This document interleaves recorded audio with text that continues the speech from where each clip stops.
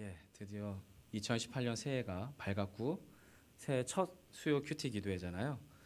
옆에 계신 분 얼굴 한 번씩만 좀 봐주세요. 주로 이분들이 올 한해도 같이 수요 예배 드릴 식구들이거든요. 네, 잘 부탁합니다. 그리고 축복합니다. 서로 좀 덕담 나눠주시고요. 네, 네. 결국에 예배는 같이 있는 분들이 어떻게 반응하느냐에 따라 그 예배의 열기가 달라지는 것 같거든요. 네, 감사합니다. 마태복음 성경은요. 새해 되면 누구나 한 번쯤은 열어보는 책이죠. 구약은 너무 두껍고 많아서 자신이 없을 때 저희는 보통 신약으로 가죠, 책이. 그래서 이제 신약 성경 통독을 처음 시작할 때 보통 열어보는 책이 요 마태복음입니다. 그리고 언제쯤 이제 그 성경을 다시 덮을까요, 저희가? 네, 요한복음쯤 갔을 때 너무 어려워서 책을 덮는단 말이에요. 그러다가 약간 죄책감이 발생되면 다시 이제 로마서부터 열어보는 이런 게 이제 우리 안에 계속 반복적으로 이렇게 웃으시는 분들은 경험이 있으신 거예요. 저도 그렇고요.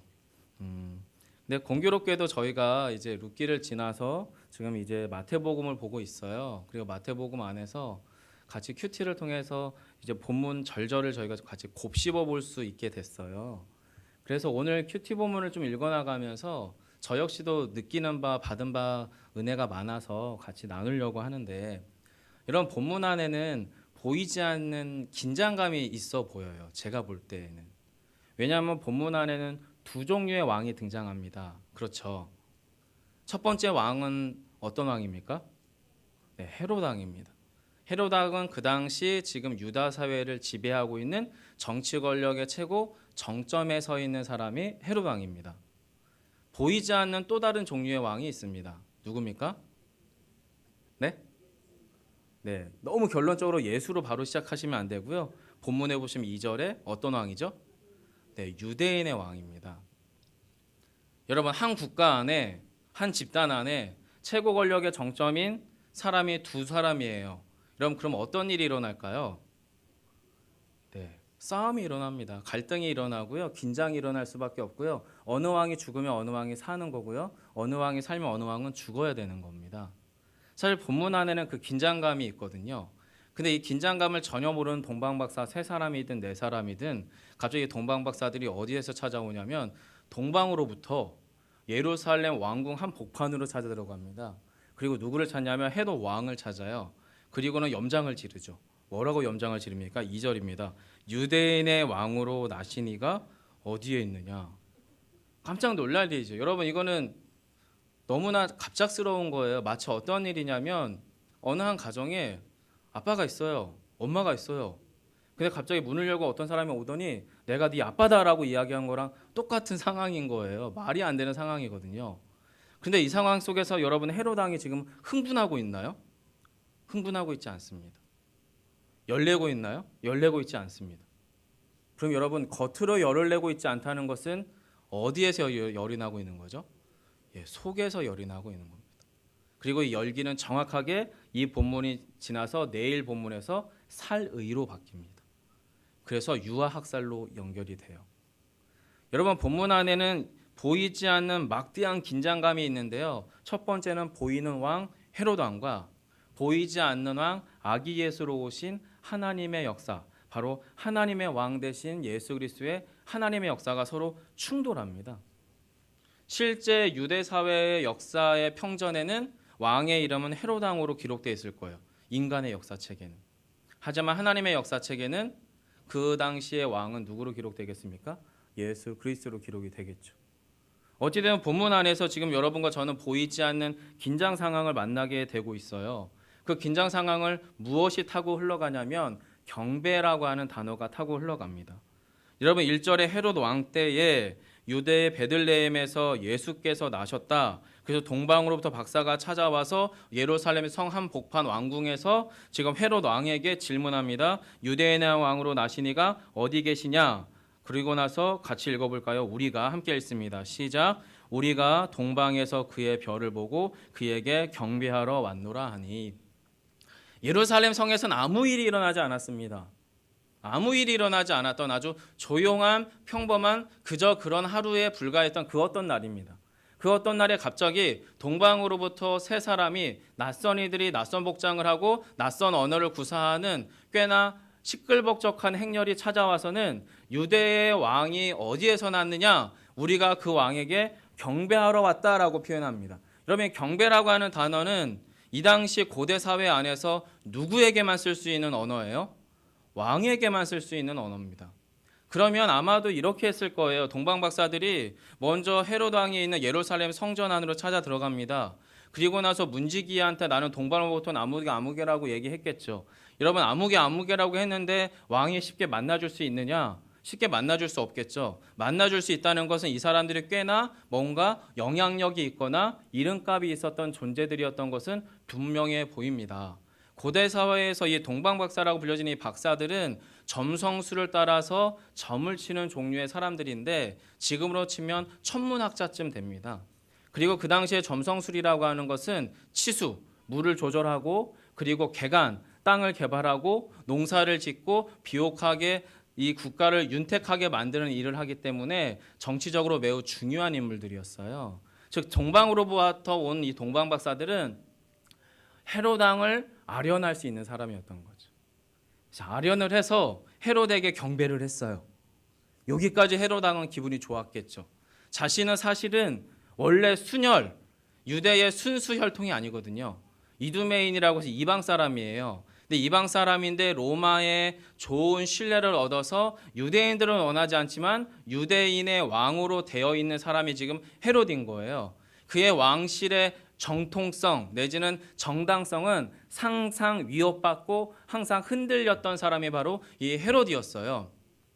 그런데 그런 헤롯 왕에게 동방으로부터 와서 꽤나 이름값이 있거나 꽤나 영향력이 있어 보일 것 같은 그 어떤 사람들이 지금 아련하고 있는 거예요. 기분이 좋았겠죠. 꽤나 괜찮았겠죠. 그런데 아련이 끝나고 경배함이 끝나고 나서는 한다는 이야기가 2절인 겁니다. 유대인의 왕이 어디 있느냐? 내가 그에게 가서 경배하겠다. 분명히 지금 헤롯에게 경배했는데 아련했는데 지금 다시 꿇어 엎드려서 누군가에게 다시 유대인의 진짜 왕에게 경배하겠다는 겁니다. 근데 이 상황에서 여러분 헤롯 왕의 상당한 포커페이스가 등장을 하죠. 3절에서는 분명히 성경은 헤롯 왕과 온 예루살렘이 듣고 소동했다라고 표현합니다. 이 소동이라고 하는 단어는 어떤 표현이냐면 두려움과 그리고 공포감을 가지고 마음속에서 격동이 일어나는 상태를 말하는 거예요. 그 말은 무슨 이야기냐면 왕도 그렇고 당시 예루살렘 안에 핵심 권력에 가까이 있었던 헤롯의 측근들은 유대인의 왕이라는 용어가 가지고 있는 파괴력이 그들로 하여금 기쁨과 환호성과 기대감을 불러일으킨 게 아니라 유대인의 왕이라고 하는 단어가 그들에게 던져준 메시지는 폭탄이었던 겁니다. 두려움이 밀려왔고 공포감이 밀려왔고 무서움이 밀려왔어요. 왜 그럴까요? 이들은 유대인의 왕이라는 의미가 뭔지 압니다. 하지만 현재 그들에게는 유대인의 왕이 필요하지 않습니다. 더 정확하게는 유대인의 왕이 오시면 안 됩니다. 그래야 헤롯 왕과 그의 측근의 그 모든 정당성과 그들의 모든 권력과 그들의 모든 부와 이익과 모든 권력을 누리고 향유하는 그들의 모든 기득권은 유대인의 왕이 오지 않으셔야만 유지될 수 있는 거예요. 고대 정치 권력상에서 한 왕이 등장을 했는데 거기서 정당성이 부여받은 또 다른 왕이 오면 당연히 기존의 왕은 어떻게 되겠어요? 축출되는 겁니다. 이게 정치 권력의 당연한 흐름이잖아요. 그럼 이들의 생리상 소동했다는 것은 지금 진짜 유대인의 왕이 나셨다는 게 만약에 사실 팩트가 되면 자신들이 지금까지 가졌던 그 모든 기득권이나 영향력들은 상실되든지 아니면 심지어 자기의 목숨이 빼앗겨지든지 이런 식의 이미지를 떠올렸을 거란 말이에요. 그렇기 때문에 이들은 그렇게 소동하고 있는 겁니다. 그런데 그 소동은 마음속에만 있어요. 그리고 포커페이스로 아무렇지도 않은 척 왕이 대제사장과 서기관들을 어떻게 해요? 조용히 불러요. 그리고 물어봐요. 어디서 그리스도가 나겠느냐? 그랬더니 이 사람들이 뭐라고 얘기합니까? 정확하게 5절, 6절을 이야기합니다. 여러분 5절, 6절 같이 한번 읽어볼까요? 함께 합니다. 시작. 이르되 유대 베들레헴이오니 이는 선지자로 이렇게 기록된 바 또 유대 땅 베들레헴아 너는 유대 고을 중에서 아직 작지 아니하도다 내게서 한 다스리는 자가 나와서 내 백성 이스라엘의 목자가 되리라 하였음이니이다. 예, 성경을 정확하게 인용을 할 뿐만 아니라 성경 안에서 그리스도 메시아 나심에 대한 지명이 정확하게 언급되어 있는 본문을 지금 언급하는 거예요. 이 말은 이 사람들이 갑자기 시간을 엄청나게 많이 들여서 이 본문을 찾고 찾아서 왕 헤롯 왕님 찾았습니다 이렇게 말하고 있는 본문이 아니라 서기관들과 대제사장은 기본적으로 이 본문을 어떻게 해요? 알고 있었던 겁니다. 그리고 유대 땅 베들레헴에서 바로 유대인의 왕이 나실 것에 대해서도 이미 충분히 그들은 염두하고 있었던 거지요. 그 말은 하나님의 약속의 말씀을 알았다는 거예요. 하지만 약속의 말씀을 알았지만 그들은 어떻게 해요? 그 말씀을 믿지는 않는 세대였습니다. 헤롯 왕과 그의 그 시대 때 예루살렘은 지금 언약의 말씀을 알아요. 지식으로 정보로 가지고 있어요. 하지만 그 말씀이 내 삶에서 지금 현재 성취되어서도 안 되고 그리고 성취된들 그것을 믿을 수 없는 세대가 바로 지금 헤롯 왕 세대 때의 이스라엘이었었다라는 거예요. 그래서 그들은 소동하는 겁니다. 그들은 지금 정말로 흔들흔들하고 있는 겁니다. 그러면서 헤롯 왕은 그 모든 상황들을 정치적으로, 정치 역학적으로 해석하고 있는 것 같아요. 그래서 그가 뭐라고 이야기하냐면 7절과 8절 볼까요? 7절, 8절 함께 읽겠습니다. 시작. 이에 헤롯이 가만히 박사들을 불러 별이 나타난 때를 자세히 묻고 베들레헴으로 보내며 이르되 가서 아기에 대하여 자세히 알아보고 찾거든 내게 고하여 나도 가서 그에게 경배하게 하라. 아멘. 여러분 여기 보시면 헤롯 왕이 지금 두 가지랍니다. 첫 번째는 은밀하게, 가만히라고 하는 것은 은밀하게 티나지 않고 드러내지 않고라는 의미잖아요. 가만히 은밀하게 동방박사들을 따로 부릅니다. 그리고 나서 뭐라고 얘기하냐면 별이 나타난 때를 언제 나타나는지 그 자세한 때를 물어봐요. 왜 그럴지 여러분 뻔하죠. 바로 그 별이 나타났을 때쯤 아기 예수가 출생하셨을 거니까 그때로부터 기한을 카운트하는 겁니다. 그래서 이제 그 다음 본문, 내일 본문에 보시면 만 2세 이하의 아이들을 카운트해서 죽이는 거죠. 그래서 그때를 자세히 묻습니다. 그리고 나서 8절에서 뭐라고 얘기하냐면 그 아이에 대하여 자세히 알아보고 찾거든 어떻게 해요? 나에게 알려주십시오. 나도 어떻게 해요? 그에게 경배하겠다라는 겁니다. 왕에게 경배할 때는 왕의 그 나라의 주인이 바뀔 때 일어나는 일입니다. 왕은 왕에게 절대 절하지 않습니다. 그런데 왕이 왕에게 경배하겠다고 얘기하는 거예요. 그 말은 둘 중에 하나죠. 헤롯 왕이 진심이든지 역심이든지. 그리고 헤롯 왕의 마음은 역심이었어요. 그리고 그 모든 정치역학적인 해석 가운데에서 그는 긴밀하게 그 상황들을 어떻게 해요? 지금 분명히 그 모든 상황들 안에서 자신이 취해야 될 행동이 뭔지를 정확하게 이야기합니다. 사랑하는 성도 여러분, 본문 1절과 2절에서 마태는요. 여기서 마태는 저자 마태입니다. 본문에서 마태는요. 1절에서 진짜 그 땅의 역사적 왕 헤롯 왕과 그리고 성경에 약속된 왕 유대인의 왕을 대립합니다.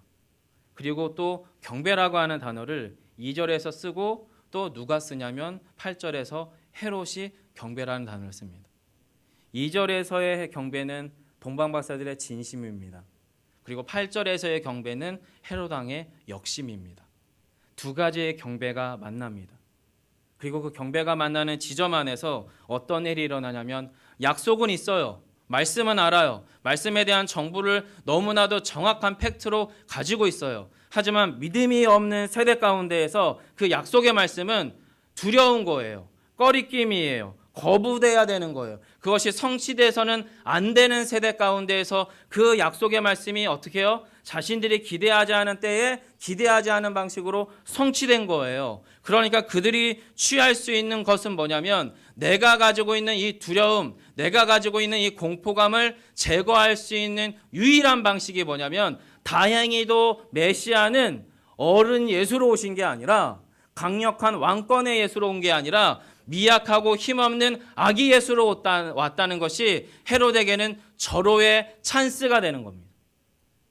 약속을 약속되지 못하게 만드는 언약의 말씀이 자신들의 삶에 찾아와서 자신들이 기본적으로 가지고 있는 자신들의 욕망대로 움직여지고 자기의 중심성을 가지고 자신의 뜻대로 살아가려고 했던 자신의 모든 기득권이 훼손되지 않도록 그걸 보존하기 위해서 아기 예수 때 예수를 죽여야만 자신이 이 땅의 왕이 될 수 있는 거죠.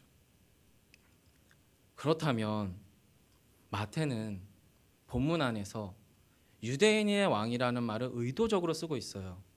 마태복음 1장 1절에서부터 이미 시작하잖아요. 족보를 통해서 예수 그리스도가 유대인의 왕의 순수 혈통으로부터 올 것에 대해서 얘기를 했습니다. 그리고 마태가 쓴 이 유대인의 왕이라는 용어는 단지 혈통상 왕의 의미가 아니라 이 유대인의 혈통을 통해 타고 흘러올 메시아에 대한 예언의 말씀에 대한 확실한 선포, 성취로서 마태복음은 1장에서 예수 그리스도의 족보를 얘기하는 거거든요. 그리고 이 족보가 팩트, 실제로 이제 이 본문 2장에서 이루어지고 있는 거예요. 그 상황에서 지금 유대인의 왕이라는 단어를 쓰고 있단 말이에요. 사랑하는 성도 여러분, 여러분에게 이 본문은 어떤 의미로 다가오십니까? 또 저에게는 어떤 의미로 다가올까요? 제가 본문 가운데에서 왕이라고 하는 헤롯 왕과 유대인의 왕이 대립하고 있고 경배라고 하는 단어가 진심으로 담긴 경배와 역심의 경배라고 하는 말이 본문을 감싸고 있는 본문 가운데에서 저는 과연 아기 예수를 통해서 취하고 있는 저의 태도의 포지션이 뭔지를 물어보게 됐어요. 진심일까요? 역심일까요? 저는 진심으로 주님 앞에 경배하고 있을까요? 아니면 진심이 아닌 내 안에 그 모든 것이 상실될 것에 대한 거부 반응으로 아기 예수가 조금은 천천히 오기를 바라고 있는 것일까요? 여러분의 삶의 현장은 어떻습니까? 여러분 신앙인이라고 해서 그리스도인이라고 해서 예수님이 꼭 우리와 꼭 함께하기를 바라지 않는 지점들이 사실 있잖아요. 죄를 지을 때든 하나님 없는 내 목적과 내 뜻, 내 욕심대로 살아가려고 할 때는 주님이 좀 뒤에 좀 숨어 계셨으면 좋겠는 마음이 우리 안에 있잖아요. 그리고 그럴 때쯤 아기 예수는 너무나 만만하죠. 왜냐면 뭘 모르니까, 만만하니까, 못 보니까, 못 들으니까, 못 움직이니까, 말 못하니까, 아무것도 나를 위해서 할 수 없어 보이니까. 아기 예수 때는 여러분 절호의 기회죠. 2018년 한 해를 우리가 준비하면서 마태복음을 통해서 만나는 예수는 완전히 성장해서 강력한 힘을 가지고 있는 성인 예수가 아닙니다. 군사력을 동원하고 있는 그 어떤 정치적 메시아도 아닙니다. 그냥 아기 예수예요. 그냥 아기 예수. 헤롯은 그 아기 예수에게 경배할 수가 없었어요. 왜냐하면 자기의 모든 것을 내려놔야 하니까. 포기해야 하니까. 저랑 여러분은 그 아기 예수에게 경배하실 수 있으십니까? 진심으로 그 아기 예수께 우리의 모든 것을 내려놓을 준비가 되어 계시나요? 여러분 경배라고 하는 단어는 실제적으로는 신적인 언어입니다. 왕이라는 말은 신의 대리자를 의미하는 거예요. 왕이 그 당시 고대 사회에서 왕권이라고 하는 걸 상징하고 있는 왕의 영향력이 미쳐지는 모든 범위 안에 하늘에 있는 날짐승으로부터 바닷속의 물고기에 이르기까지 산에 있는 수목이든 들에 있는 곡식이든 시장바닥에 뛰어노는 어린아이든 이 모든 것이 어느 한 왕의 이름 안에 통치되어져 있으면 그 모든 것의 소유권은 누구에게 있냐면 왕에게 있는 거예요. 그리고 이 왕이라고 하는 왕권이라고 하는 로드십은 정확하게 하나님의 주권과 연결되는 개념이에요. 그러면 저와 여러분 안에 자기 질문이 필요합니다. 우리 안에는 하나님 아닌 것이 왕대에 있는 인생들이 참 많죠. 헤롯 왕처럼. 우리 안에서 전전긍긍해요. 나의 기득권이 내가 가지고 있는 나의 욕망이 작동되는 내 삶에서 내가 놓쳐버릴 것 같은, 내가 예수님께 내어놓으면 아무것도 안 될 것 같아 보이는 내 안에 두려움을 갖게 하는 모든 요소가 우리 안에 있을 수 있어요. 마치 헤롯 왕 같은 거죠. 전전긍긍하는 거죠. 예수 그리스도가 나에게 진짜로 찾아오시면 내가 왠지 포기해야 될 것 같고 나 자신이 뭔가 없어져 버릴 것 같고 내가 왠지 하나님 앞에서 뭔가 뿔리는 것 같고 아무것도 아닌 존재가 되어버릴 것 같은 내 존재감이 상실되어질 것 같은 그런 쫓김과 강박이 헤롯왕처럼 우리의 삶 가운데도 찾아올 수 있다라는 겁니다.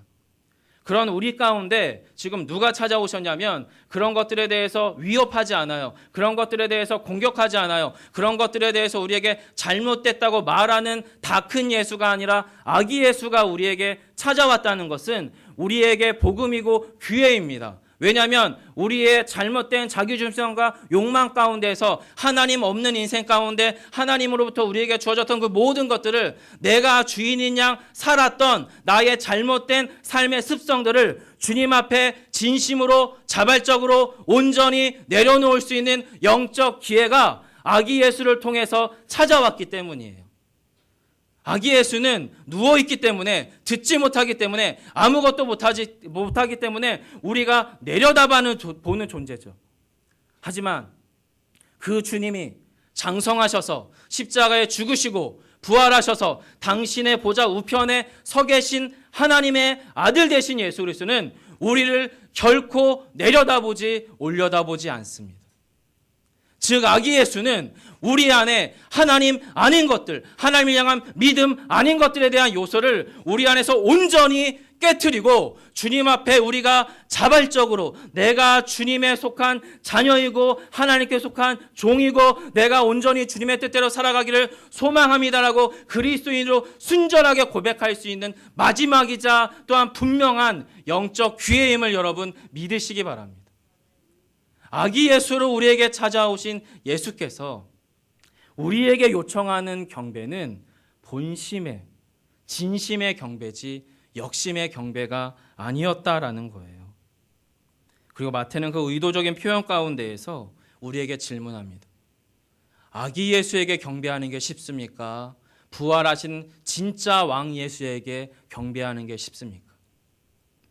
우리는 우리보다 더 많은 것을 가지고 있는 부활하신 예수에게 무릎 꿇는 게 훨씬 쉽다고 생각하겠죠. 모든 걸 하실 수 있으니까. 두렵고 떨리는 심판주시니까. 아니요. 저희는 결코 그 주님 앞에 진심으로 무릎 꿇을 수 없습니다. 아기 예수에게 무릎 꿇지 않은 신자는요. 왕 대신 부활의 예수에게 무릎 꿇을 수 없어요. 우리 안에서 진심으로 이 땅에 아기 예수로 오신 주님 앞에 내 본심이 무엇인지를 점검하고 내려놓을 걸 내려놓음으로 우리의 왕 되신 주님 앞에 순전한 자기 고백을 행하지 않은 신자는 그냥 막연하게 부활이 나에게 주어진 약속이구나. 마치 본문 가운데에서 예수님이 유대 땅 베들레헴에서 오신대 라고만 약속으로 정부로만 알았지 믿지 않았던 세대와 똑같은 실수가 우리 안에 일어날 수 있다라는 겁니다. 그래서 저와 여러분이 오늘 본문 가운데에서 만나야 될 경배의 대상은 아기 예수예요. 아기 예수. 그리고 그 주님 앞에 우리는 아기 예수에게 여러분 우리가 쓸 수 있는 언어가 뭐가 있겠어요? 아무것도 없습니다. 진심밖에 없어요. 우리가 어려운 말을 한다는 아기가 알아듣겠습니까? 우리가 뭔가 고상하고 뭔가 세련된 태도로 예배한들 그것이 아기 예수에게 전달이 되겠어요? 아니요. 그냥 아기 예수로 오신 예수 그리스도를 향한 순전한 마음이면 됩니다. 우리 올해 한 해 여러분 앞에 주어진 이 모든 예배의 영적 기회들 앞에서 이 순전함을 놓치지 않는 저와 여러분 되기를 간절히 소망합니다. 본문에는 동방박사라고 하는 사람들이 있어요. 더 정확하게는 여러분 동방으로부터 온 박사입니다. 그리고 이 동방이라는 단어는 아나톨레라고 하는 단어인데요. 이 단어는 해가 떠오르는 지점을 설명하고 있는 단어이기도 하지만 동시에 해나 별이 떠오르다라는 단어이기도 합니다. 중의적 표현이라는 거죠. 지리적으로 동쪽이에요. 하지만 동시에 그 단어가 가지고 있는 용어가 뭐냐면 해나 달이 아래로부터 위로 떠오르다라는 단어예요. 즉 동방으로부터 박사가 왔다라고 하는 표현과 더불어서 실제로 동방에서 뭐가요? 그의 별이 뜹니다. 그게 2절이죠. 여러분 다시 한번 2절을 읽어보실까요? 한번 읽어주세요. 2절입니다. 시작.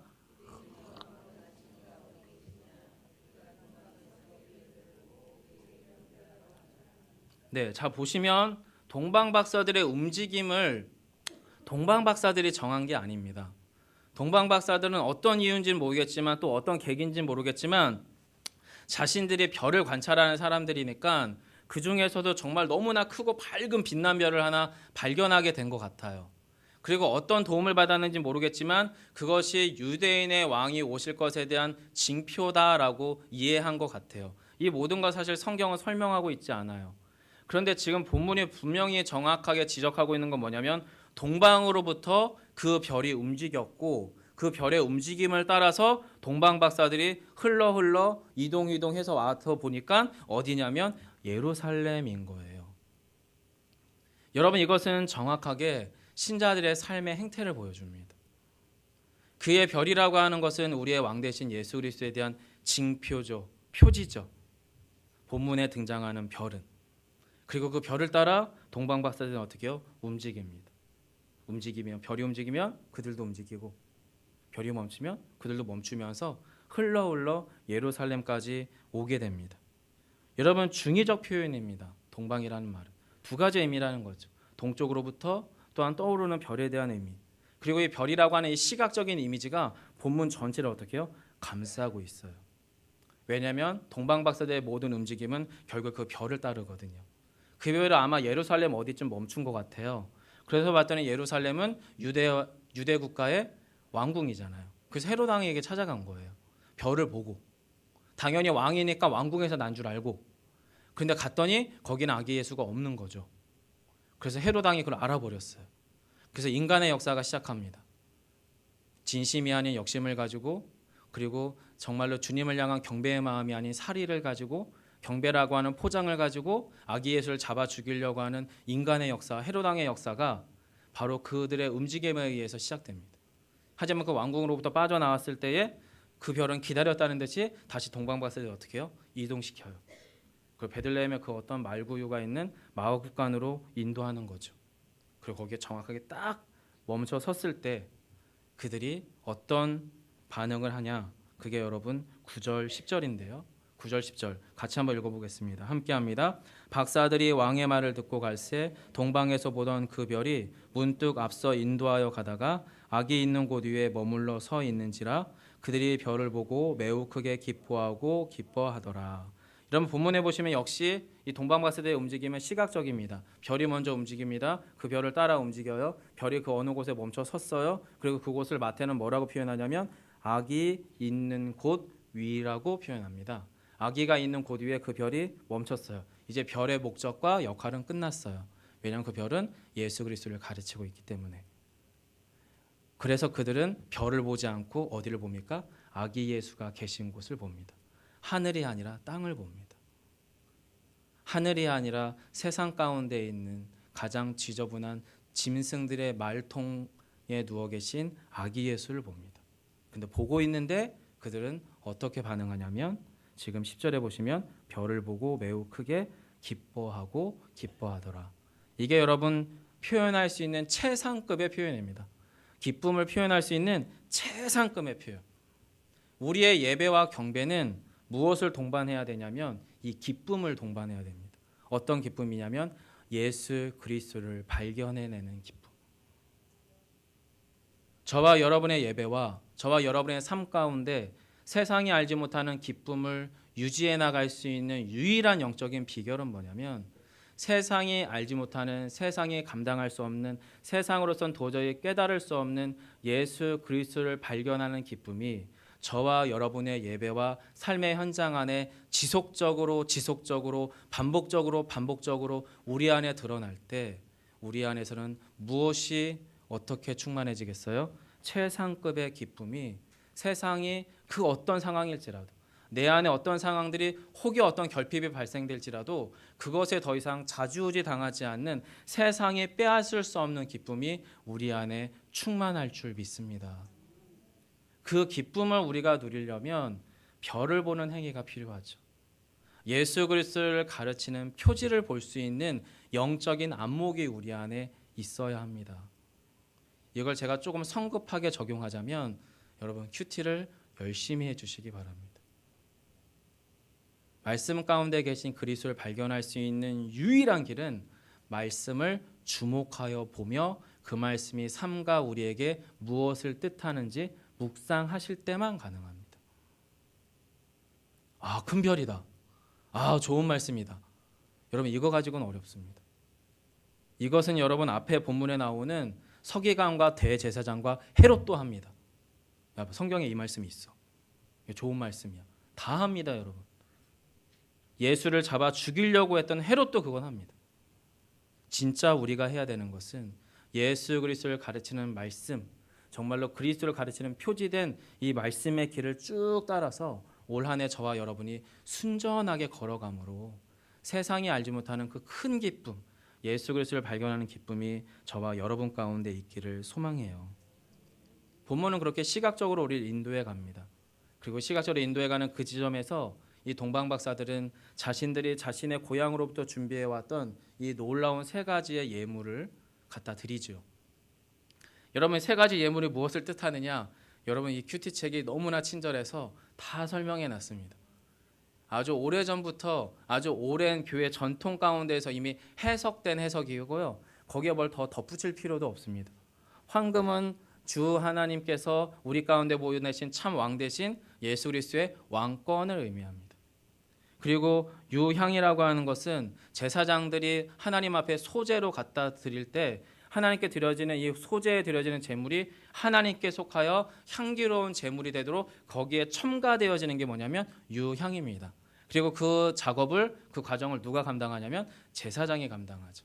이 땅 가운데에서 우리를 하나님께로 가장 순전하고 온전하게 접붙임하게 하여서 우리를 주님께 드릴 수 있는 가장 향기로운 제물 되게 하실 유일한 대제사장 대신 예수 그리스도에 대한 상징적 선물로 드려지는 게 바로 유향입니다. 그리고 몰약이라고 하는 것은 아시겠지만 니고데모가 예수 그리스도를 장사하고 그의 몸에 바를 수 있는 바로 몰약을 준비할 때 그 당시 예수님 시대 때도 장례를 치를 때 썼던 약입니다. 그리고 또한 향신료로도 물론 쓰였지요. 그리고 이것은 이 큐티 책에 아주 소상하게 잘 설명되어 있지만 죽음과 부활의 첫 열매 대신 예수 그리스도에 대한 영적 상징이기도 합니다. 자, 그러면 여러분 도대체 이게 다 내려져 있는 이 결론을 제가 왜 얘기를 할까요? 왜 얘기를 할까요? 이게 가지고 있는 우리 안에 던져주는 복음에 대한 표현이 있기 때문이에요. 여러분 이걸 받고 계신 예수님이 여러분 왕권의 보좌 안에 앉아 계신 엄청나게 힘이 있고 똑똑하고 왕력 성장한 성인 예수가 아니에요. 그렇죠? 그걸 누가 받고 있습니까? 이 아기 예수가 받고 있습니다. 그럼 아기 예수가 그걸 받았어요. 더 정확하게는 그것을 그러면 누가 가지고 가고 누가 그것을 가지고 있다가 예수께 전달할까요? 네, 어머니 마리아랑 요셉입니다. 아주 정확하게는 아기 예수는 우리 안에서 의존적 관계로 우리 안에 존재하고 계세요. 아기 예수가 울어요. 그럼 젖을 마리아인 엄마가 물리어야겠죠. 왜냐면 젖이 도니까. 아버지 요셉은 뭐를 해야 될까요? 예, 목수예요. 땀 흘려야 됩니다. 못질해야 되고요. 톱질해야 되고요. 허드렛 일을 세상 가운데 해야 됩니다. 왜냐면 아기 예수를 먹여야 하니까. 그런 어머니 마리아와 요셉의 삶에 여러분 황금과 유향과 몰약은 죄송하지만 크게 도움이 되지 않습니다. 그렇게 크게 도움이 되진 않아요. 물론 내다 팔 수 있겠죠. 하지만 여러분 내다 팔 수는 없잖아요. 크면 예수님한테 드려야 되니까. 파셨는지 안 파셨는지 전 알 수는 없지만 아마도 안 파셨지 않았을까 그렇게 싶은데 여러분 본문에서 이것들이 아기 예수께 드려졌다라면 우리가 무엇을 상상할 수 있냐면 그것이 가지고 있는 상징적인 의미가 예수에게 적용되었을 뿐이지 그것을 가지고 주님께서 이 땅에서 무엇인가를 구가하거나 그걸 누리는 삶을 살지는 않으시는 아기 예수잖아요. 그렇다면 이것을 드린 동방 박사의 태도는 당연히 경배의 태도지만 이걸 받은 아기 예수는 이걸 통해서 우리에게 던져주는 메시지가 무엇일까요? 저는 개인적으로 그렇게 묵상을 했어요. 예수 그리스도 왕 대신 예수 그리스도는 아기일 때도 여전히 황금과 유향과 몰약을 받기에 충분하신 분이 되시고요. 아기 예수는 그 모든 것들을 저와 여러분에게 맡기셨습니다. 그리고 이 땅 가운데에서 이 아기 예수로부터 주어진 이 모든 왕권의 특권들, 존귀함들은 우리 그리스도인을 통해서 세상 가운데 어떻게 해요? 흘러가게끔 위탁하셨습니다. 언제까지요? 진짜 왕 대신 심판주 예수가 이 땅에 오시기까지. 그리고 저희는 그 삶을 2018년 한 해 동안 살아가려고 합니다. 결론을 맺겠습니다. 동방으로부터 진리가 찾아왔습니다. 그리고 진리가 찾아왔을 때에 동방박사들은 그 발견한 아기 예수 앞에 자신들의 재물을 드렸습니다. 왕권을, 대속하신 은혜를, 그리고 영생의 약속을. 그리고 그것이 예수 그리스도에게 주어진, 또 우리에게 주어진 은혜이고 선물입니다. 올 한 해도 저와 여러분이 그 주님 앞에 다시금 순전히 서는 은혜가 있기를 소망하고요. 우리 안에 세련됨은 필요하지 않습니다. 진심이 필요합니다. 아기 예수에게 무릎 꿇을 수 있는 진심, 그리고 그 아기 예수로부터 위임받은 왕권과 제사장권과 그리고 부활의 그 약속을 저와 여러분의 삶의 현장에서 누리시고 증거하시는 저와 여러분의 삶 되기를 간절히 소망합니다. 같이 찬양하고 기도하겠습니다. 은혜 아니면 살아갈 수가 없네. 같이 찬양하겠습니다.